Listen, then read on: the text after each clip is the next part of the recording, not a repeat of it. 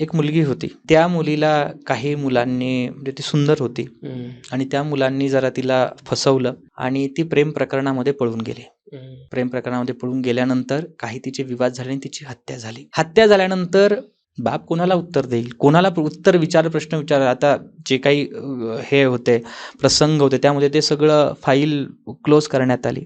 आणि मग ती व्यक्तीचा जेव्हा माझ्याशी त्यांना कळालं, त्यांना जेव्हा काही उपासना सांगितल्या की नाही, तुम्ही फक्त श्रद्धेने करा, त्या व्यक्तींनी खूप चांगल्या पद्धतीने उपासना केली आणि विश्वास ठेवा की अगदी जगदंबिकेने 21 दिवसामध्ये निकाल स्वतःच्या पद्धतीने लावला. आणि तो निकाल भयंकर भयावह होता की म्हणजे कोर्टाशी संबंध काहीच नाही ना, तिथे कोर्टाशी काही संबंध आला, पण ज्यांनी ही घटना केली तो माणूस बरोबर 22-23व्या दिवशी त्या माणसाच्या पाया पड्यापर्यंत आला की आता तुम्ही तुमचं थांबवा.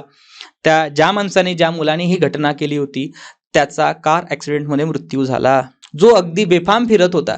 आपल्या न्यायापेक्षा त्या जगदंबेचं, त्या परमेश्वराचं न्याय हा खूप जास्त महत्त्वाचा असतो.